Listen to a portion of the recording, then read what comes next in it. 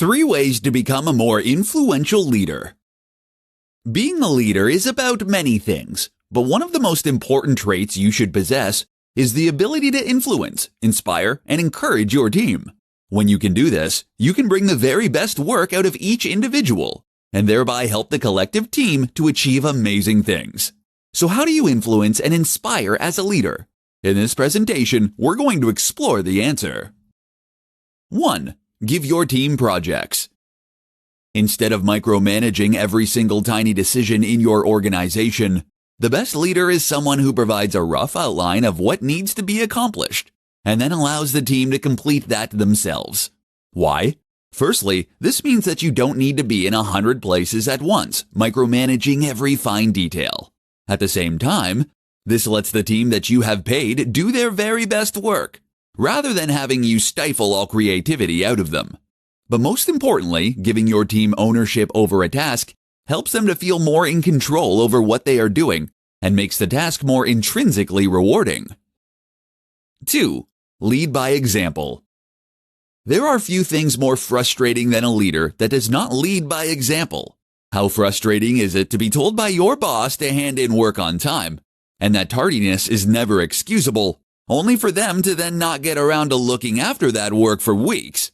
When you are a leader, you need to set the tone for your office, and you need to set a blueprint for how others will behave.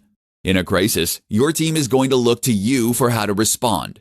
If you are panicking and shouting, then they are unlikely to remain productive. But if you can calmly continue with your work, then chances are that so can they. Likewise, if you want them to wear a smart shirt into the office, then you need to as well. 3. Provide credit where it is due. Providing incentives for completed work has been shown in studies not to work. This has the unfortunate effect of making people focus too much on the end goal, thus reducing creative thinking and problem solving. But what you should do is ensure that the contributions of each team member are felt and that they feel rewarded through credit. When you do this, you will create a situation where everyone wants to do their very best work because they know it is valued and seen. 5 leadership skills to help your business grow. Want to be a better leader and take your business to newer heights? Then listen up and we'll go over 5 crucial skills that are necessary for any leader.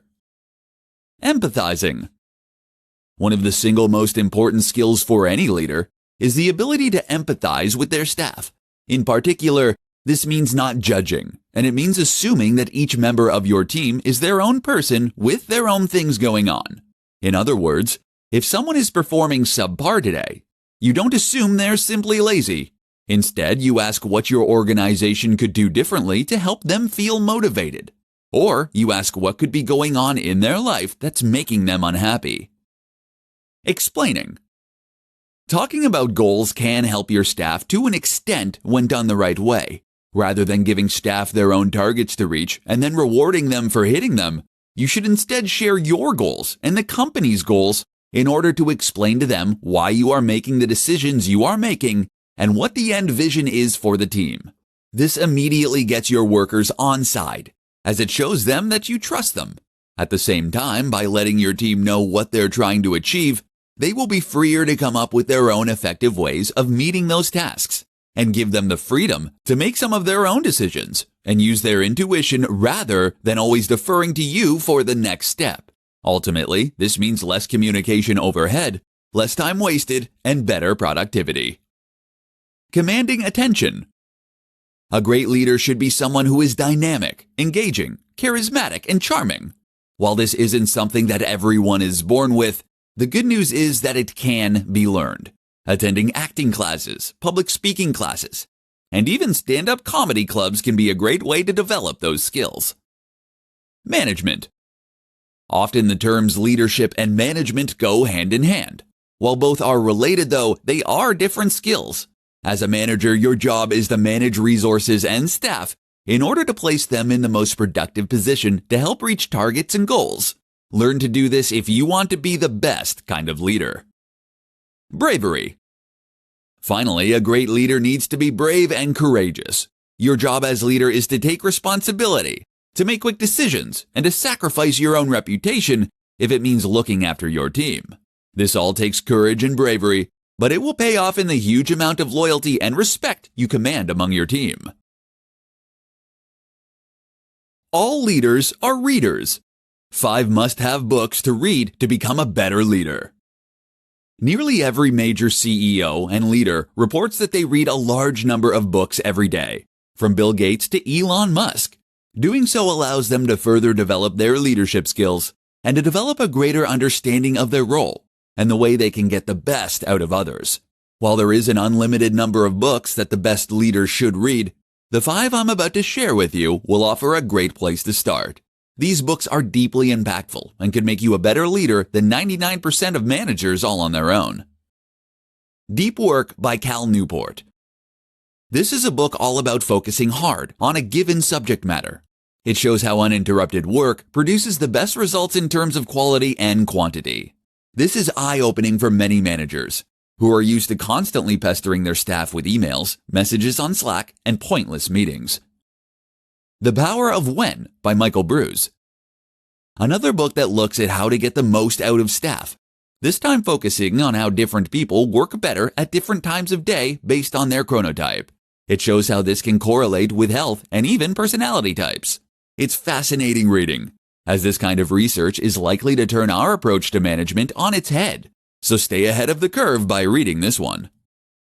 The Personal MBA by Josh Kaufman. The Personal MBA is a business masterclass in a single book that also incorporates many concepts that relate directly to management and leadership. This includes understanding group dynamics, motivation, and more. Start with Why by Simon Sinek. This is an extremely powerful book that discusses the importance of understanding the why behind any business. This is what has always set the superstar businesses like Apple apart from the rest. An understanding of what it is they are all about. This can help you to create a better product and brand, and to better motivate your team. Super Freakonomics by Stephen J. Dubner. This is a book on the impact of economic theory on the world. It shows how one decision can alter the behavior of countless people to change outcomes in huge ways. Understanding this fascinating and entertaining book will make you better at every aspect of business, and especially leadership. How to influence others to take action. Your first job as a leader should be to motivate your team and get them to work as well as possible. If you can't accomplish that much, then you'll find that your office is not productive and that you end up going nowhere fast. Fortunately, a lot of research has been done into the nature of motivation, particularly in the office, and it sheds useful light on how we should go about motivating workers to get the most out of them. By listening to this presentation, you'll learn precisely what you need to do in order to motivate your team to work their very best. Carrot or stick? The old question here was always carrot or stick, but it turns out that the correct answer is, in fact, neither. When getting someone to perform unchallenging and repetitive labor, like filing envelopes, the carrot and stick approach has been shown to work well. However, countless studies have shown that when you want your team to work creatively and use their intuition, the exact opposite is actually true. Gamification, incentivizing, or threatening will all create a kind of tunnel vision in staff that can actually stifle innovation and creativity, as well as reducing their enjoyment of the work they do. So what do you do to motivate your staff? It turns out that the best way to get your staff to work well is to make them feel invested in their work. Give them some kind of ownership over what they produce. Give them the freedom to add their own ideas and solutions. And you will find that your staff end up working harder as of their own accord. This is why the free time at Google is so successful. This gives employees the chance to work on projects that they are interested in, and often it yields the best results. Likewise, when you take an existing task that needs completing, and you give someone the control and freedom they need to decide how that work gets done, you'll find you instantly increase their emotional investment in the task. Instead of controlling every action a person takes, you are giving them ownership of a project or a department. Now it is in their best interest to be productive, and they can decide how they want to go about achieving those goals, which is far more creatively rewarding. How to speak so others will listen. As a leader, one of your first challenges is to learn to command attention. to speak so that others will listen.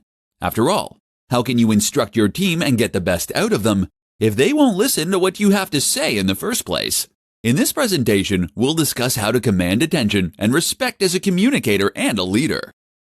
Believe in what you're saying. The number one thing that makes someone appear more charismatic is passion. If you genuinely believe in what you're saying, this will light up your entire face and body. You will speak not only with your mouth, but also your gestures and your eyes. When you do this, you convey that what you are saying is important and exciting, and you instantly command attention. Try to tap into the emotion behind what you are saying. Why is this important? Why are you excited? Anxious? Angry?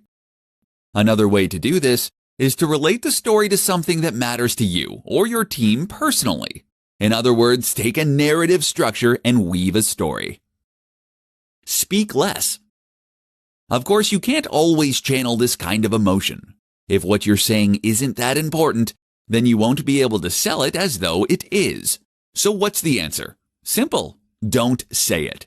Talk a little less, and you'll find that the times you do speak up are the ones that are far more important.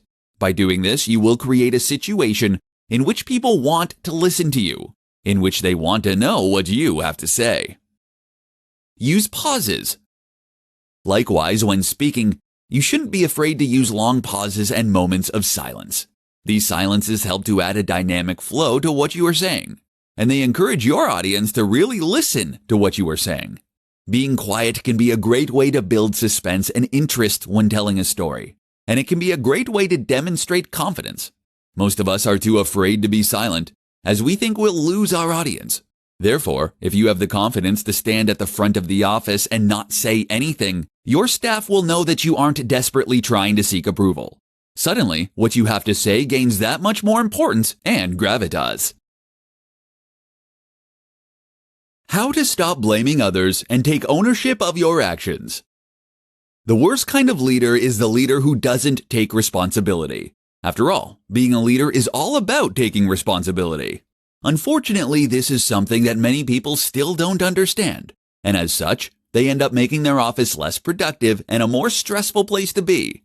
In this presentation, we'll look at how to flip this on its head and to become the fearless leader your team needs you to be. The blame game. The manager's job very often is to make sure that their team are meeting specific targets at given points in time. This is a way that they can demonstrate the effectiveness of their work and that their efforts can be measured.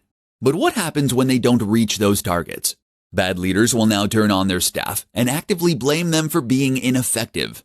They do this in order to save face and to avoid getting in trouble with their superiors and generally pass the buck. But it also happens to be the number one way to instantly reduce the productivity of your team. Why? Firstly, it means that your team now feels stressed knowing that they might get it in the neck for their work. The result is that they won't take as many creative risks, and they generally won't do their best work. They'll likely also feel resentful that their work has gone this way. The other issue is that it makes you seem like a weaker leader. After all, if you can't take responsibility when things go badly, you also should get no credit when things go well. So what are you doing? Your job is to then simply suck it up and to take the flak when things go wrong. Recognize that this is your team, and if they aren't working to the best of their ability, then that is on you. Decisions. The other sign of someone who likes to shrink responsibility is that they refuse to make decisions. As soon as you make a decision, you take full responsibility and you commit to a certain path of action. By avoiding making decisions, you can avoid taking this responsibility, but you also prevent your team from doing anything effective or useful. Take the responsibility, make the call, and take action. This can take a while to get used to, but it's simply a matter of changing your thinking. Your job is to be the person who makes the call and takes the flak. The 3 most common leadership mistakes. Being a leader means knowing how to protect your team so they are able to perform at their very best. Your job is to provide guidance, inspiration, and a safety net, which in turn will inspire them to take action and to contribute the best effort they are capable of. When everyone gives their very best, the team works. But while that's what good leadership is really about, this is something that is lost on many people. Unfortunately, a large proportion of leaders have the completely wrong idea about what being a leader actually means. As such, they can end up causing more harm than good. In this presentation, I'll be discussing 3 of the most common leadership mistakes that you can learn from and avoid. 1. Shouting. Being a leader does not mean blustering and yelling until you get your point across. It does not mean reprimanding dissidents in front of the entire office. Remember that being a leader does not mean you're in charge of someone or that you have the right to admonish them. Rather, it means that they have agreed to follow your instruction in this specific context. Don't let the power go to your head. A good leader doesn't need to shout to get their point across. And if things aren't working out, you simply part ways on good terms. 2. Threatening. Similarly, many leaders take the unfortunate approach of trying to terrify their followers into getting work done. They might point out that they have the power to terminate that person's employment, or they might threaten them with more work. There are lots of reasons that this doesn't work. For one, it means that those team members are going to be put in the wrong state of mind and not feel particularly like team players. Additionally, this kind of stress can actually dampen creativity due to chemical changes in the brain. 3. Micromanaging. A manager who focuses on every single detail of the work being done and attempts to wrestle control away from their team will only end up making those team members feel undervalued, while removing any creatively rewarding aspects of the work. Not only that, but they will be wasting the talents of someone hired to do that job specifically, and they will be wasting a lot of time doing work and having conversations that could have been avoided. Why emotional intelligence is crucial for effective leadership. What is the most important feature of a great leader? Is it the ability to stay calm in a crisis, to bark orders, or to command respect and fear? No. The most important feature of a leader is to understand people. This comes down to emotional intelligence, the ability to understand, predict, and ultimately influence the emotions of others. There are many situations where this plays out. For example, when someone fails to do their best work repeatedly, you might be tempted to accuse them of being lazy. The emotionally intelligent manager, however, will understand that this person might be having problems at home, or they might simply not find the work they're doing rewarding. So you should ask, how can you make that work more intrinsically rewarding for them? This will get much better results than just storming and shouting. Likewise, if you're unhappy with something a staff member did, your job as an emotionally intelligent individual is to instruct them on what they did wrong, but in such a way as to not upset them or to make them feel undervalued. How to take control in an emotionally intelligent way. We've already seen that using the threat of punishment is an ineffective way to get staff to work harder, and that it will only cause them to be less productive and inventive in the way they approach tasks. But if coming down hard on your staff isn't the answer, then how do you compose yourself to create the image of a leader? The same goes for reprimanding staff. If you shout at them publicly, you will only create enemies and resentment. Instead, demonstrate that you're unhappy by talking through with them in private what they are doing well and how they can stand to improve. Make sure you make them feel valued and make sure they know that the issues are things that can be fixed. In a crisis, emotional intelligence becomes equally important. Perhaps the most important thing here is to remain calm and confident. You might not realize it, but you will set the thermostat, as it were, for the mood of the office. If you panic, then the office will panic. Whereas if you're calm and collected, so too will be the rest of the office. This is another form of emotional intelligence, the ability to take control over your own emotions and therefore to react in the best way possible. Why empathy is the most important leadership trait. If there is one thing that needs to change about the way most people approach leadership, it's their understanding of the role of empathy. You see, many people fail to recognize that there is a role for empathy after all. Their assumption is that they can produce great work through discipline, incentives, and organization. In fact, though, the main difference between a well-liked and respected leader and one who is completely ineffectual is their ability to empathize with staff and to understand them. Trying to get someone to do as they are told because you said so is a recipe for disaster. So too is reprimanding someone because they have failed to complete their work properly. While they might toe the line for fear of being fired, This won't create workplace satisfaction, and it will likely cause them to produce subpar work. Moreover, they might well start looking for alternative employment.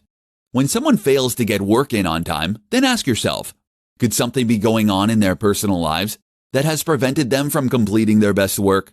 Did you provide clear instructions and enough time? Why isn't the work inherently motivating for them? Would they like to somehow change the way they are working? By answering these questions, you can address the root of the problem.